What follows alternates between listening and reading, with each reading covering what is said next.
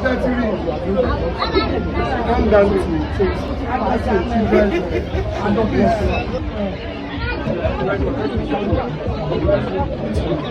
Oh my God.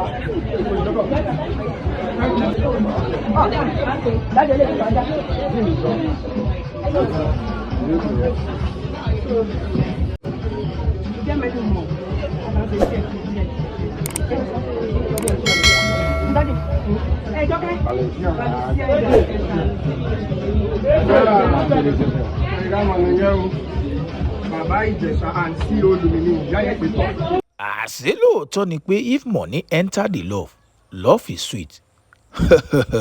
Ìyàwó Baba IJESHA yùn Ceooluminee ó mà tún ṣe fọ́rífọ́rí fáwọn ọ̀tá.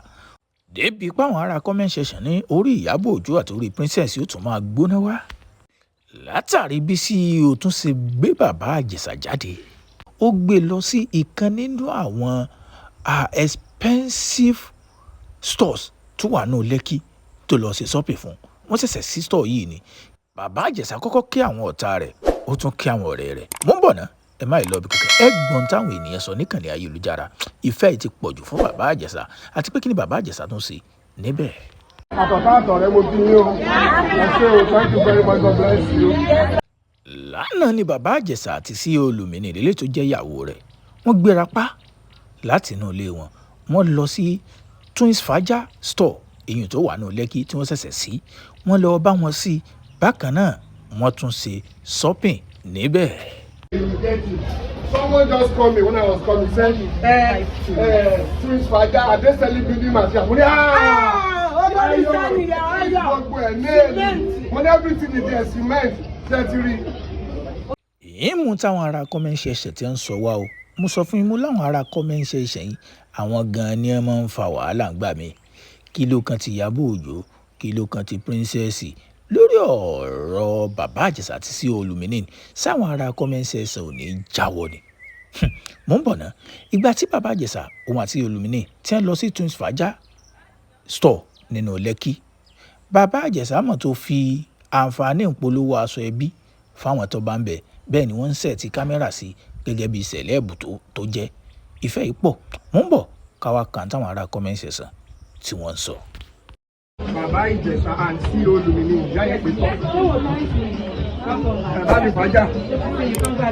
Yes,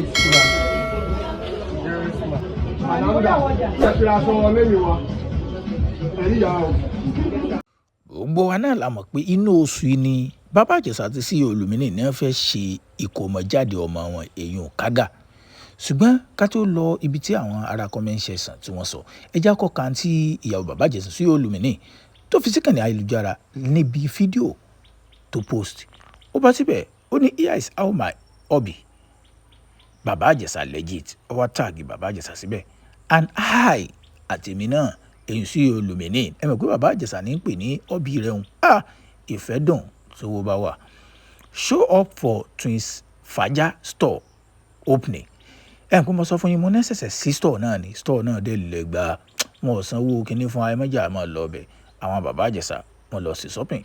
Wọ́n ní Kẹ́mi Fájá náà ẹni tó ní store yẹn nìyẹn. And her birthday celebration yesterday tí túmọ̀ sí pé ó pa gbogbo ẹ̀ pọ̀. Kẹ́mi Fájá náà ó sí store ó tún sọjọ́ òbí. Àwọn Baba IJESHA Ceooluminee wọ́n lọ bá yọ̀ wọ́n lọ bá dúpẹ́. Our hearts are full today. Ó mọ̀ ní ọkàn àwọn mọ̀ kún lónìí o. What a joy to witness the grand opening of TwinsFaja superstore. Ó ní inú àwọn dùn láti lè rí nǹkan ribiribi tó ṣẹlẹ̀ nínú Lekki eléyìí tí Kẹ́mi Fájá náà tó sí. And celebration on your birthday. Bákan náà àwọn tó ń bá a dúpẹ́ lórí ọjọ́ òbí rẹ̀. Ceooluminee tún ó ní seeing you smile. Ó ní pé mo kàn rí yín tẹ̀ ń rẹ́rìn. Èyí ọ̀n bá Kẹ́mi Fájá náà on direct ọ̀rọ̀ sí náà sí. Miss Kẹ́mi Fájá náà. It seemed a dream fulfilled. Ó nínú mi dùn pé bí ìgbà pé ẹ̀yin tí mo ti ń wá ó ṣẹlẹ̀. Ẹ̀yin náà dẹ̀ mọ̀ pé Baba IJESHA tó ń gan fẹ́ ó tún gbé òun náà jáde tá a bá ń tara wa lọ́kùn torí mi gangan gẹ́gẹ́ bí alára ìmọ̀ Ceooluminee tẹ́lẹ̀ Baba IJESHA ló jẹ́ àmọ́. And congratulations to you and the entire TwinsFaja team. Ó wá ní mo bá yín dúpẹ́ o.